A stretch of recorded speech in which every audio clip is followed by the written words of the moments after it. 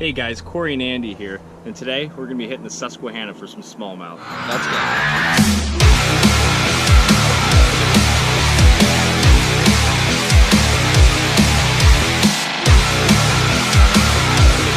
What I'm doing is I'm throwing that Zara up on that mud line and bringing it out just in case. I think those fish are staged up outside of that.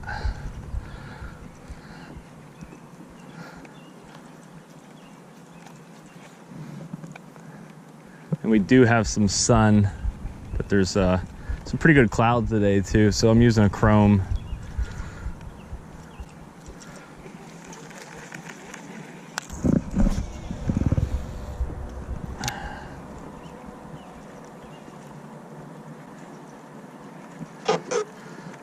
And I like to fish my Zaras on a medium action rod. I don't like a real stiff rod.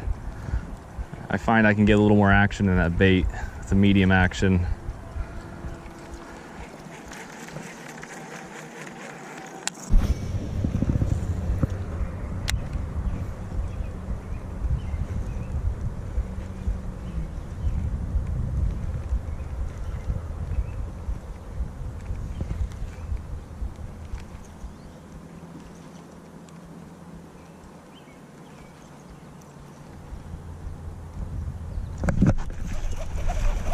There we go.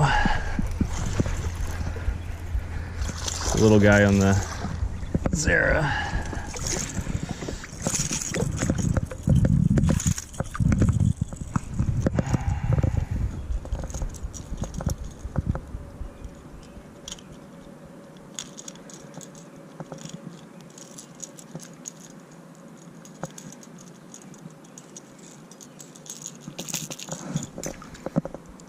Nothing special, guys, just a little guy.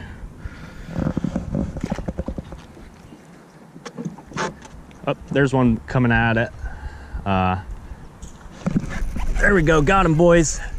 We got him. I seen him up on that bank, circling around it. This seems to be a little better one here. I think this might be the one Andy was talking about. Gotta watch those trebles.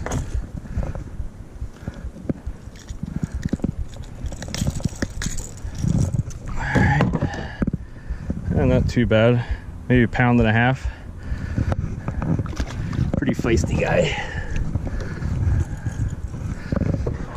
I always love a good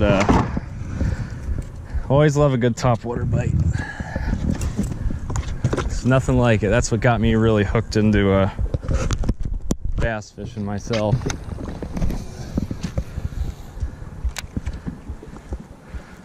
And the water has a little bit of,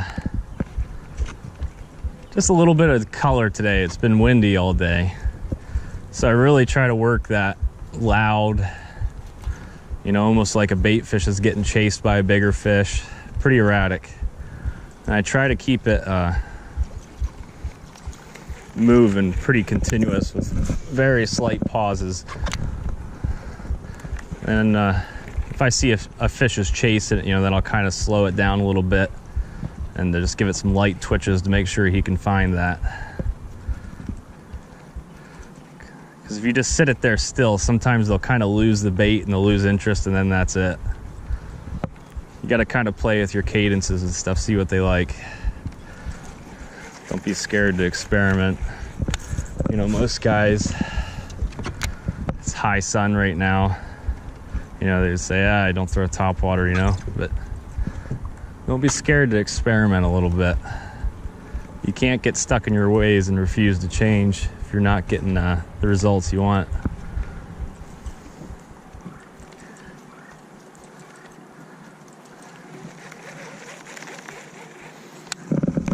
Nice little shaded spot up in there. There we go. See if I can get one out of there.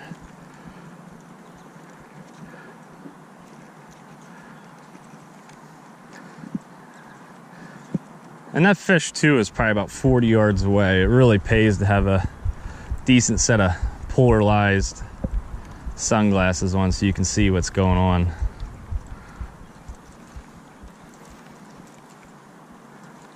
Because if I would have kept working that bait, I honestly, I probably wouldn't have got that fish.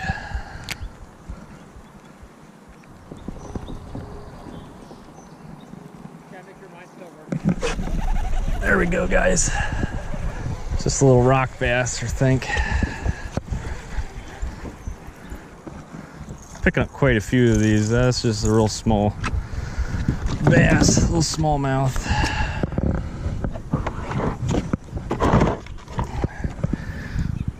And it's always good, guys, too, to have a good set of pliers close. You don't want to be handling these fish more than you have to. Oop, there he goes. Real small, about as big as the lure. Go right near the boat. Look at this guy right here. New PB right here. Oh, he almost hooked me, little bastard. Oh. Here we go, he's flopping around the boat here. Easy, buddy, easy, easy. Come here, come here. Come here. Little smallmouth there, like I'm chomping on my finger. Look at that guy. Now that is a fish. Look at that. He ate this bait. That thing ate this bait. You see this? Look at that, almost as long as he is. He was gonna eat it. I don't even know how he'd eat that thing. But, you know, let him grow up and we'll be back for him later. All right, guys, so we just had this pretty nasty bird's nest happen here. If you can see that there. Show you a little trick, or not a trick, but just the way I usually get these out, right? So you're giving it a pull. You don't want to pull too hard because you'll kink the line there, if you can see that. But you see there's a couple loops there, at least, well, one loop here to start. This one right here, this is stopping it from coming. So you want to pull that back and see that? You kind of see where it comes apart there. So now you kind of hold it to the side there. There you go, freeze it right, you know, right up there. Usually there's only a couple of them that'll really be holding it like that. Kind of get some of these loops out, give it a pulse, kind of try to see which one it is. Got a couple loops here. So just give some a pull. There you go. I think I got it. Nope, got one, not the other. There you go, just like that. Just pull it all out. That should be it. And you know, you just stick with that. Just really try to see what loops are, you know, stopping your line from spinning there, and you can usually get them out. I'm pretty good at getting them out because I get them a lot. So practice makes perfect on that one, boys.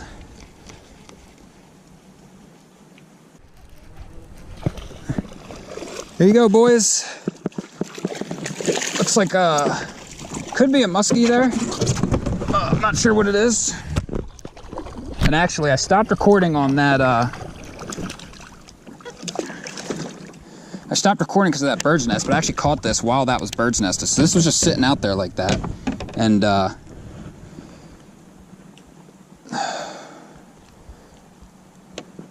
be honest with you, I'm not sure if this is a muskie here or a pickerel. I'm trying to look at his lines here. Usually that's how you tell, right? So he's a pretty feisty guy. Hold on to him pretty good. Kind of leaning over here. Here we go. Got it off. But pretty decent fish. Could be a little musky. The pattern's going horizontal. I always forget which way that, you know, what that is there. But pretty nasty looking guy. Get him back in the water. Just got that little pickerel off the line there. That was actually the first time I've had a bird's nest and caught a fish off of it. So that was pretty cool. Again, caught him on this swim bait here. Same swim bait I've been using.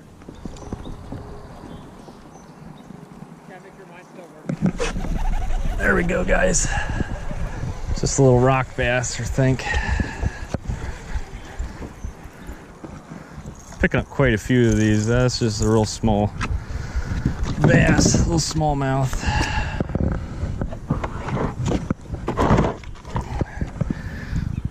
And it's always good, guys, too, to have a good set of pliers close. You don't want to be handling these fish more than you have to. Oop, there he goes. Real small, about as big as the lure. Hey guys, Corey back with you here. Just gonna take a second, let you guys know you're fishing too. Make sure you got some of this. you got to take care of yourself. You see, I'm always wearing long sleeve fishing shirts and stuff, trying to stay covered up. But you don't want to get skin cancer or, you know, sunburn and be peeling and all that stuff. So get yourself some good sunblock.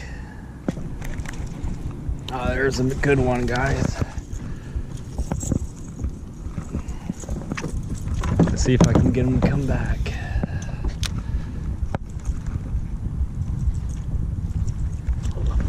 There we go, guys. That might have some weight to it there. Got him to come back for the second time. Yeah, that might be a 5 pound there. I'm gonna get the grippers for him. Make sure I don't lose him at the boat. And I got him. Nice.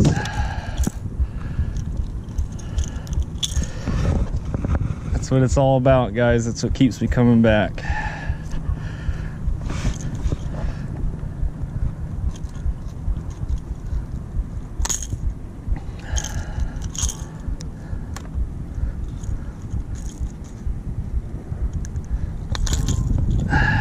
If you just noticed too, my hooks just broke. That's why you always replace them. I really don't worry about it unless I'm fishing a tournament. There's nothing wrong, it just can't really trust them. So let's see. Oop.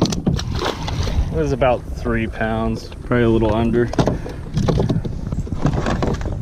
Not quite the 5, but a little better. As you can see, I have 1 hook on my treble left, so I'm gonna retie. I have a couple of these lures. I'm gonna get a fresh one on. I'll get back to you.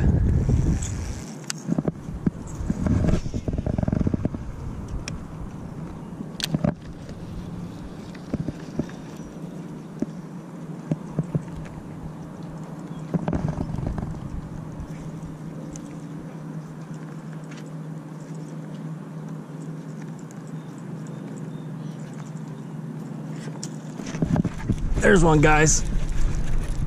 Seen those bait fish jumping on that point, so I kept casting at that point, different angles and stuff. Sometimes that's what it takes.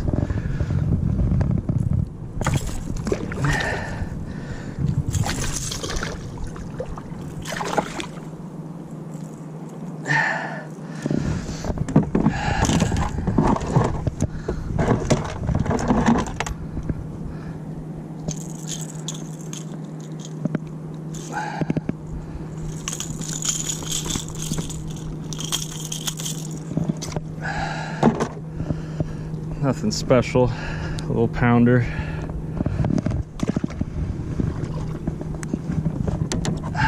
All right, guys, let's catch some more. And he said he's seen some bait fish at this point.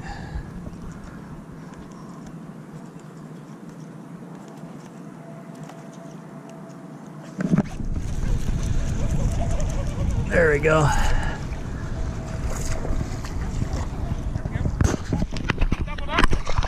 And he said he's seen some bait fish, and what do we know? Caught another nice little smallie. It's a little guy. Andy's got one on too over there. Another 1 pounder. His is bigger than mine. Mine's just a little guy, but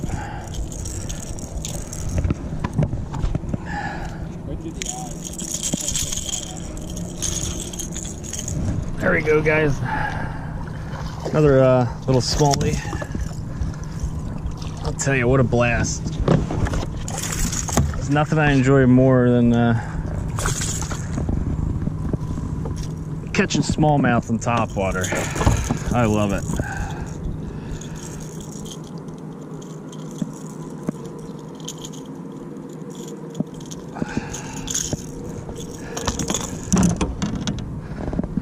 Another good healthy bass. Hey guys, Corey with Keystone Casters. It's getting kind of late. The sun's just starting to set. Hope you guys had as much fun as I did. Nothing like a good smallmouth topwater bite. We'll catch you guys next time.